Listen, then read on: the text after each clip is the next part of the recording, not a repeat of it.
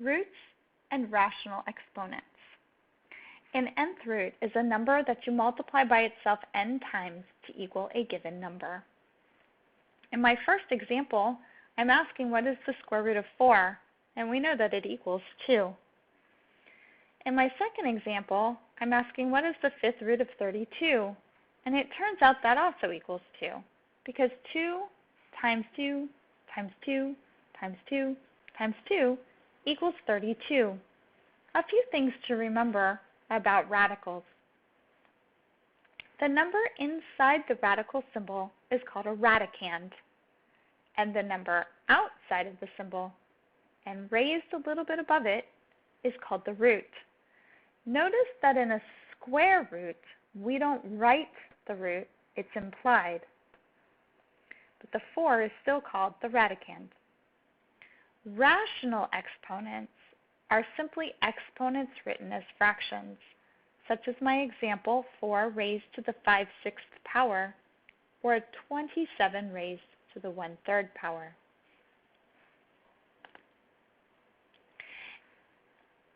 With nth roots, there are a few things we want to keep in mind.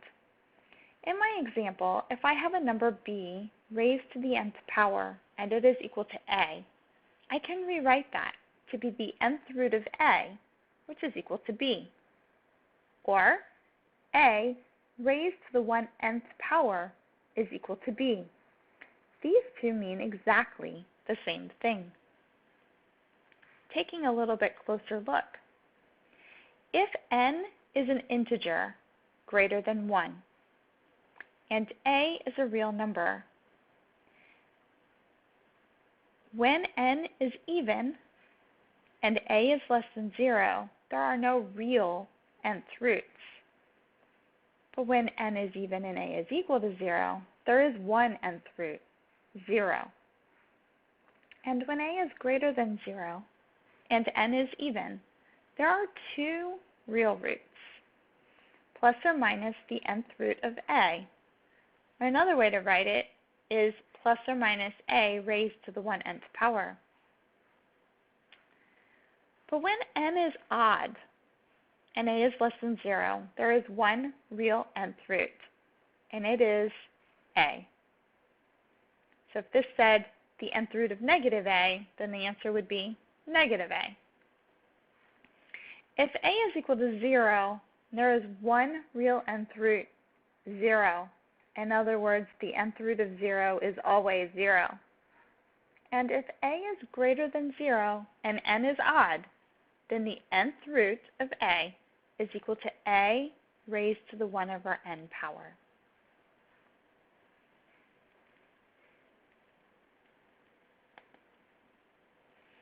Let's look at a few problems. If my nth root is 3 and a is equal to negative 216, so a is negative, there is one real nth root. What number would you multiply by itself 3 times to get 216? Negative 6. If I want the fourth root of 81, I have to ask myself, what do I multiply by itself 4 times to get 81? If you said 3, you'd be correct, but you should also say negative 3, because if I multiply negative 3 times itself 4 times, I will also get 81. What is the square root of negative 16? Remember, I want the real square roots.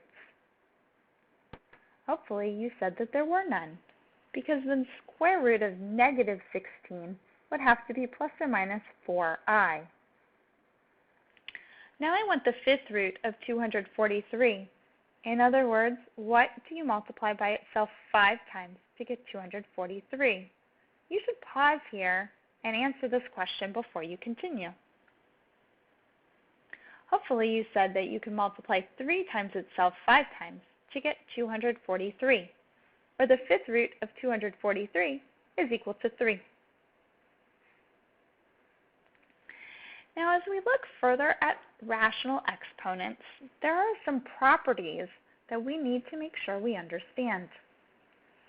One of the properties of exponents is that when you multiply exponents together, or an exponent raised to an exponent, you multiply them together.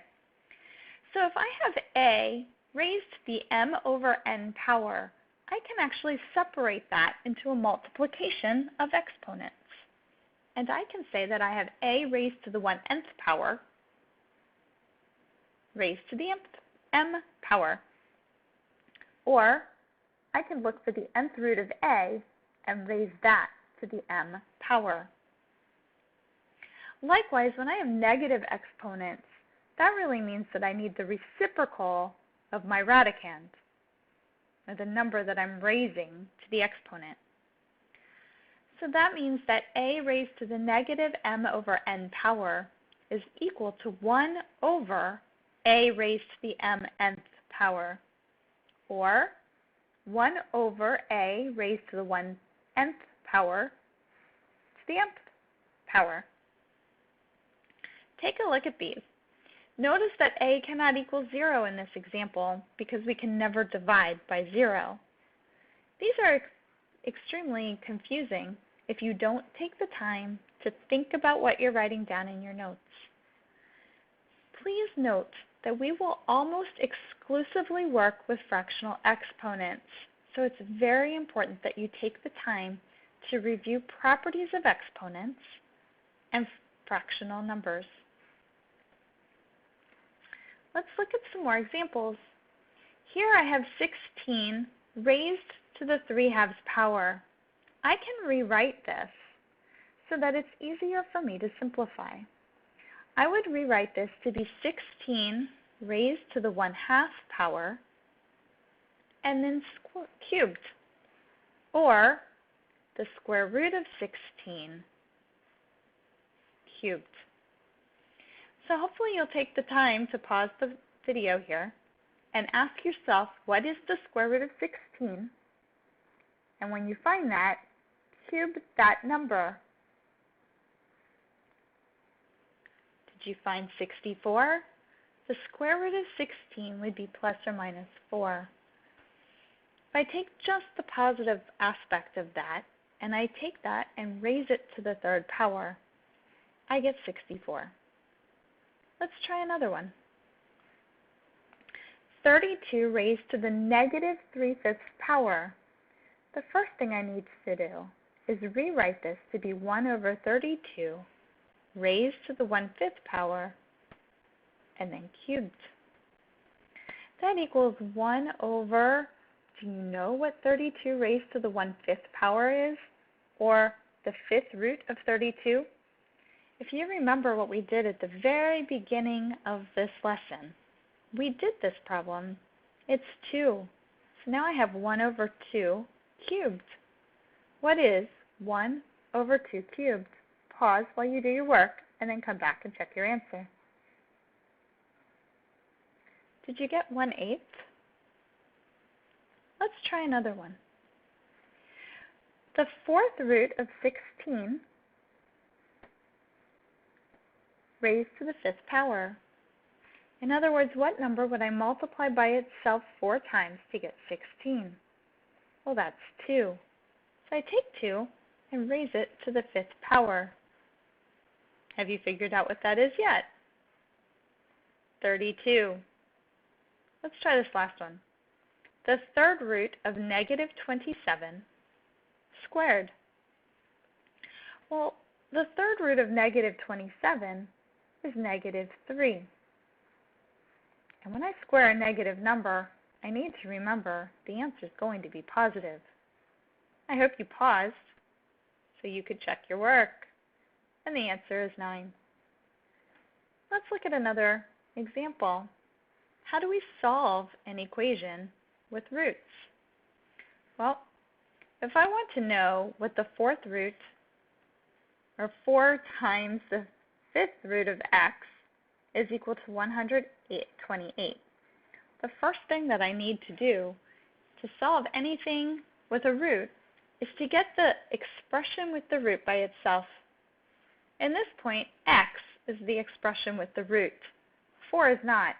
So I want to divide both sides of my equation by 4. And when I do that, I get x to the 5 is equal to, do you know? 32. In order to solve this, then, I want to know what number do I raise to the 5th power to equal 32?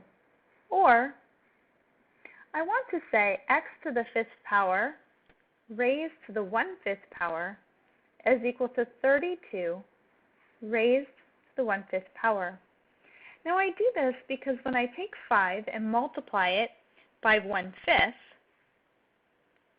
multiply an exponent raised to an exponent, then I can eliminate that exponent and I simply get x.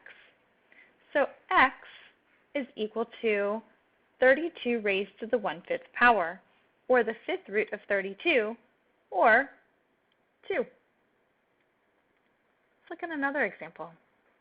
X minus 3, the quantity, is being raised to the 4th power, and that's equal to 21. So like I did on the other side, I want to raise this to the 1/4 power, or take the 4th root of both sides of the equation. Now I do that, remember, so that I can multiply my exponents.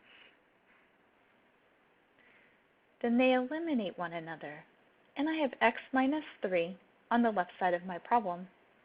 And that's equal to 21 raised to the 1/4 power, or the 4th root of 21. As it turns out, there is no 4th root of 21. That's an exact number. In other words, the 4th root of 21 is an irrational number, so I leave it in the radical symbol. But I still need to solve for x, so I'm going to need to add 3 to both sides of my equation. So x equals 3 plus the 4th root of 21. You could leave it with the rational exponent as well. Remember in this case that only 21 is being raised to the 1/4 power. I know this is a little difficult to understand, so make sure that you use the pause button, that you replay the parts of it, and that you actually take the time to think about this. Let's look at just a few more examples. We want to check your understanding. So in your notes, you should answer these 6 questions, and we can look at them in class.